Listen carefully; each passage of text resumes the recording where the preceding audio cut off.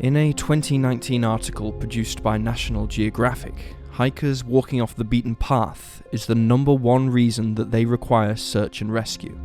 This means that even those who are injured, or those subject to sudden bad weather, do not require assistance as much as those who simply get lost, exploring off the trail. It's incredible and terrifying to think that something so simple can lead to such danger and death. In this episode of Cold Case Detective, we'll be taking a look at 3 cases of people who went missing while hiking.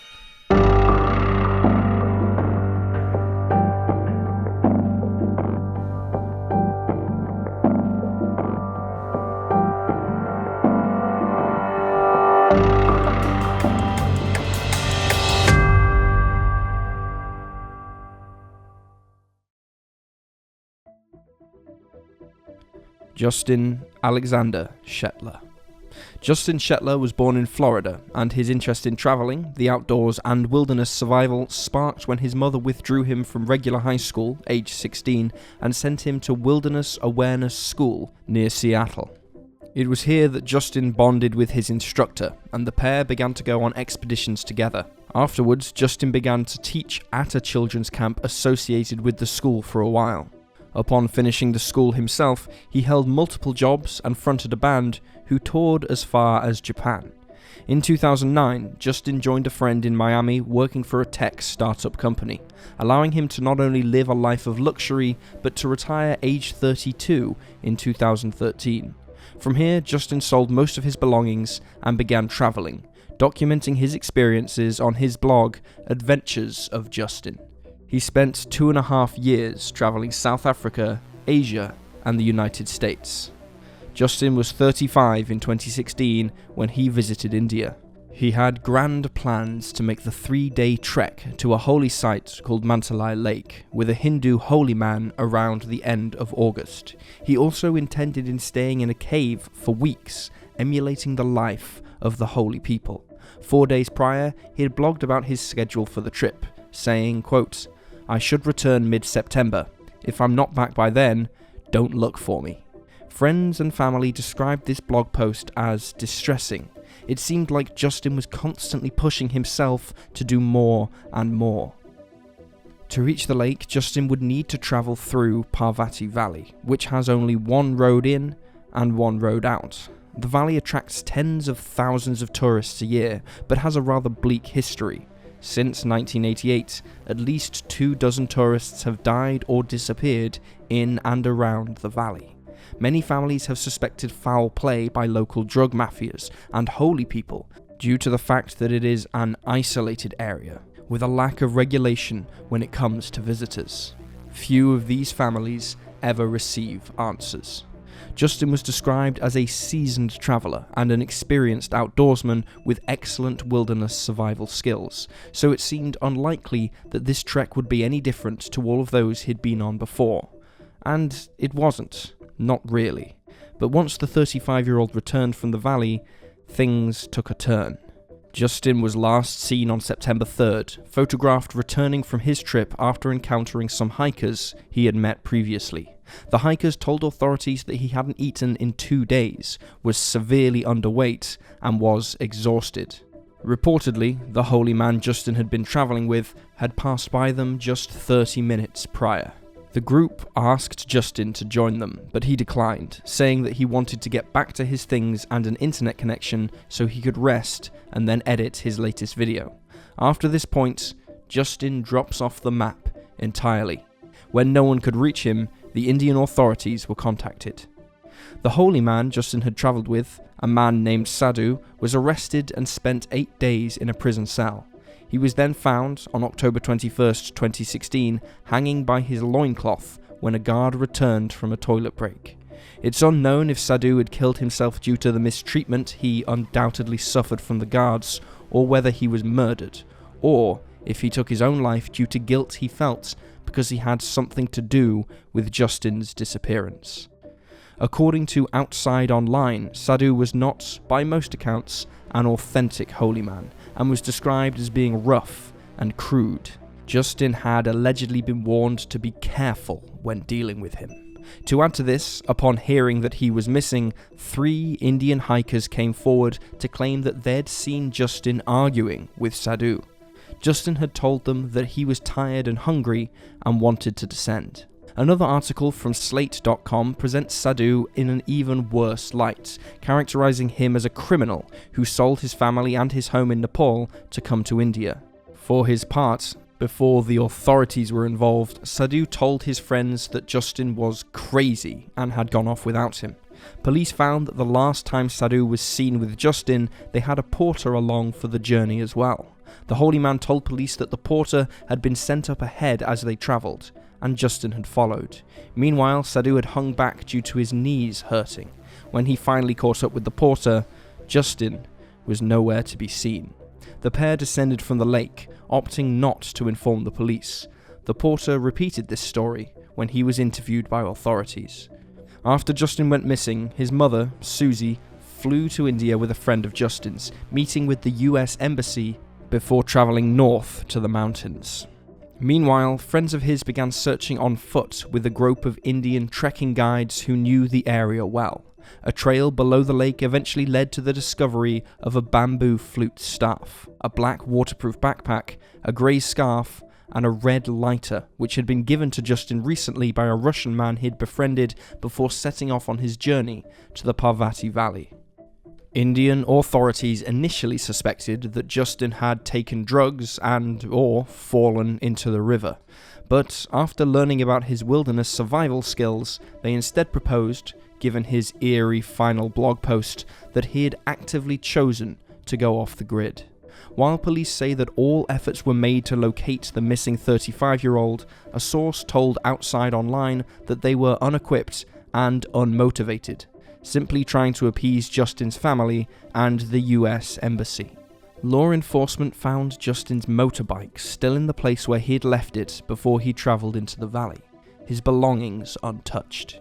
He had never made it to his vehicle after speaking with the group of hikers on September 3rd. That much is clear.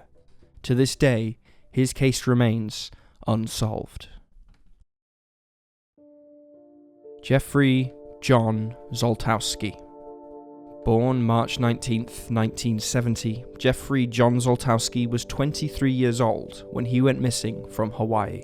A graduate of Livonia Stevenson High School and a student at Wayne State University in Michigan, Jeffrey had traveled to Hawaii to hike and explore and figure out what exactly he wanted to do with his life. A committed vegetarian who refused to wear anything leather, Jeffrey's loved ones described him as a compassionate and caring young man who did volunteer work regularly. He was also close to both of his divorced parents. Further proof of Jeffrey's kind nature was shown when, during his first few days on the island, Jeffrey met a man who'd become separated from his friends while hiking, and offered to walk him out of the trail if need be, staying with him until a rescue helicopter arrived.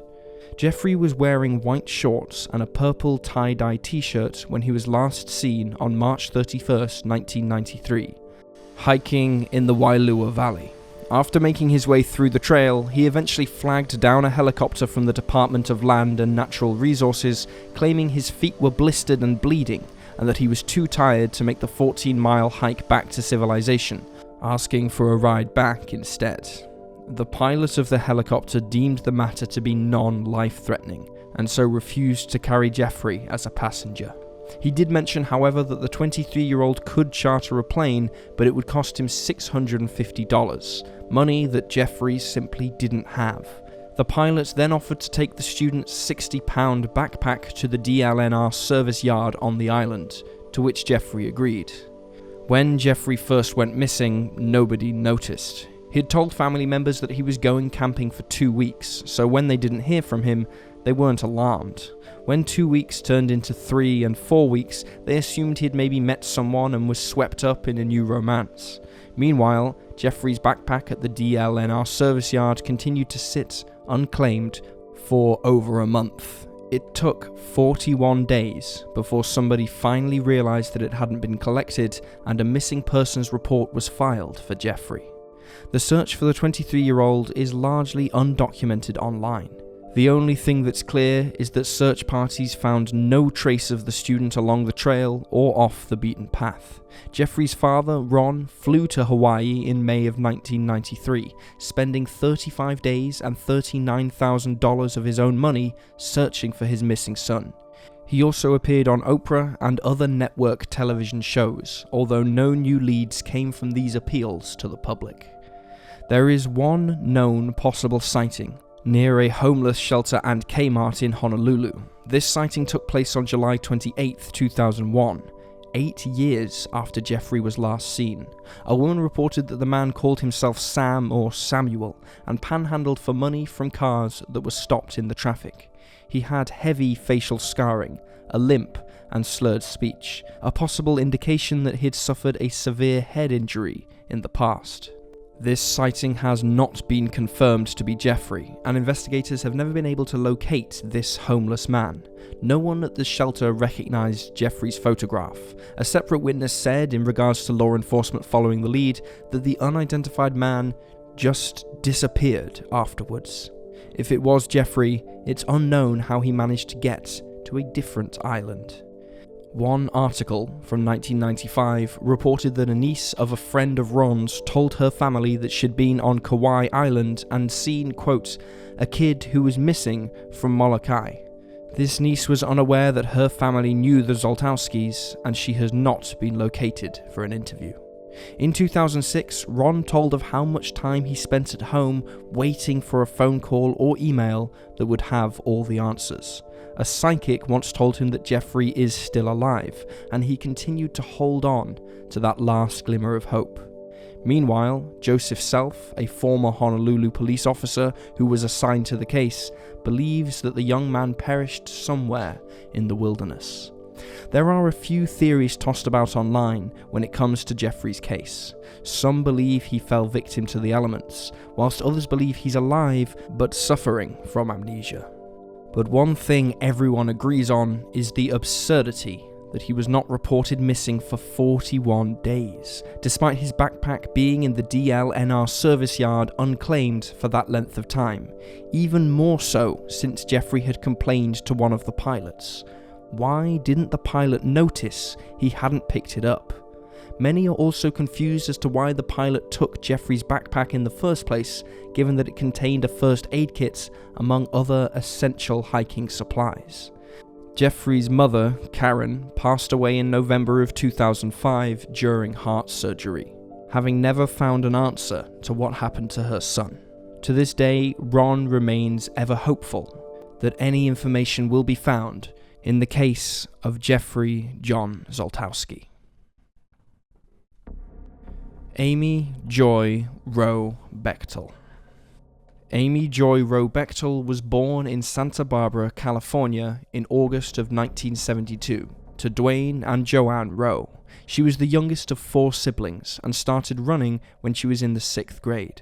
Shortly before her disappearance, Amy graduated from the University of Wyoming, where she studied exercise physiology, was a competitive long-distance runner, and met Steve Bechtel. The couple married in 1996 after dating for 4 years and moved to Lander, a small town in Wyoming, upon graduating. By all accounts, 24-year-old Amy was a well-liked woman with an interest in photography and big ambitions to try out for the 2000 Summer Olympics. Loved ones described her as determined, thoughtful, and trusting. On the morning of July 24th, 1997, Amy told her husband Steve that she planned to run errands in town after hosting a child's weightlifting class at the Wind River Fitness Center, a class which lasted just 1 hour and a half. After teaching, Amy stopped in at Camera Connection, a photo store near her home, around 2:30 p.m. From here, the 24-year-old dropped in at Gallery 331, where she spoke to the proprietor, Greg Wagner. Upon being interviewed, Wagner noted that Amy seemed to be in a hurry, repeatedly glancing at her watch during their conversation. Other accounts of Amy that day describe her as being upbeat. Her visit to Gallery 331 is the last confirmed sighting of Amy. Afterwards, authorities believe Amy drove to Shoshone National Forest to practice the course for an upcoming 10K that she was enrolled to compete in. An eyewitness driving on Loop Road through the forest that afternoon claimed to have seen a woman matching Amy's description running along the road wearing black shorts and a yellow t-shirt, like those Greg Wagner had seen her wearing earlier that day.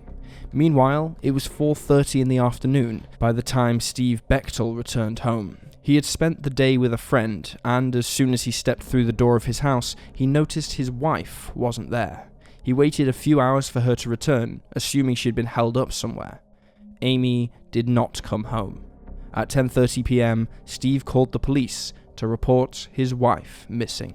A few hours later, at 1 a.m. on the morning of the 25th, Amy's car was discovered parked on a turnout at Burnt Gulch in Lander.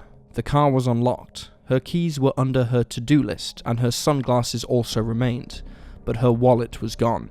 This was odd, those who knew the 24-year-old reported, as she never took it out running with her.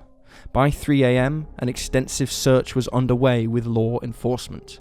It's noted that Amy's friends and family had begun searching before authorities arrived, meaning that it is possible, no matter how well-intentioned, that they contaminated the crime scene.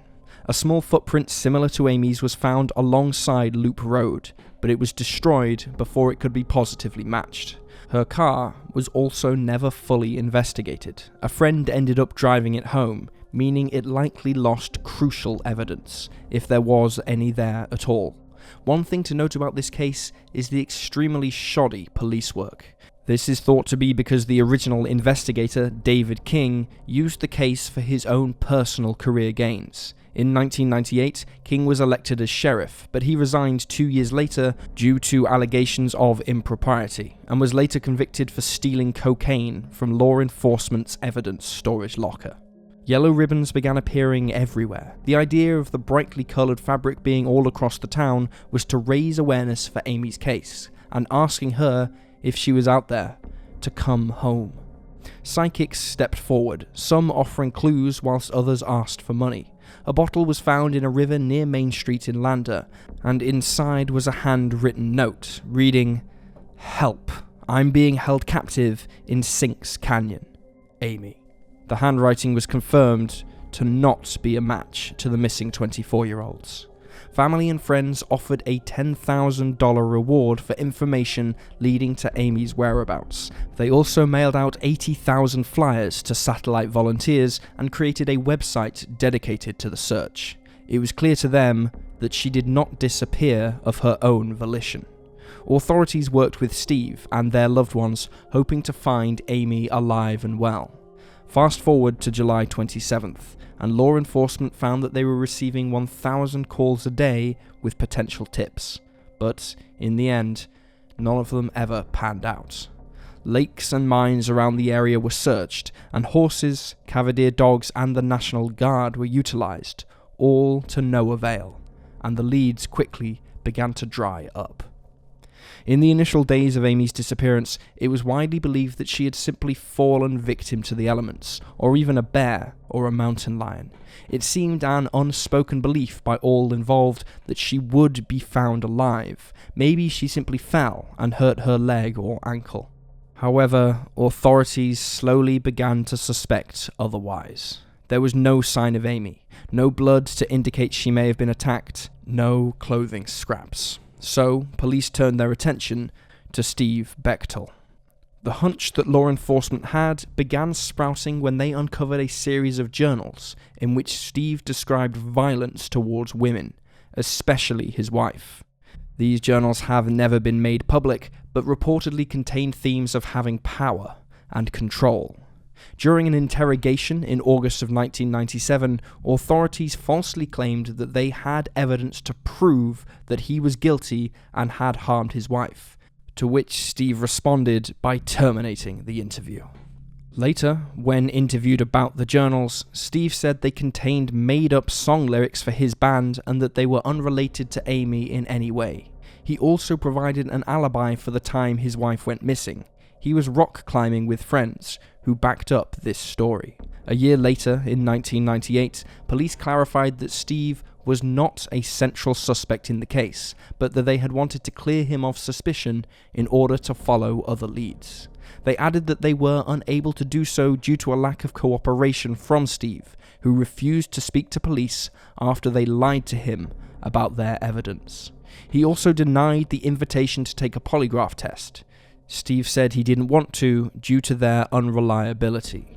He also claimed that he had worked well with authorities until they had aggressively approached him and falsely claimed they had evidence against him.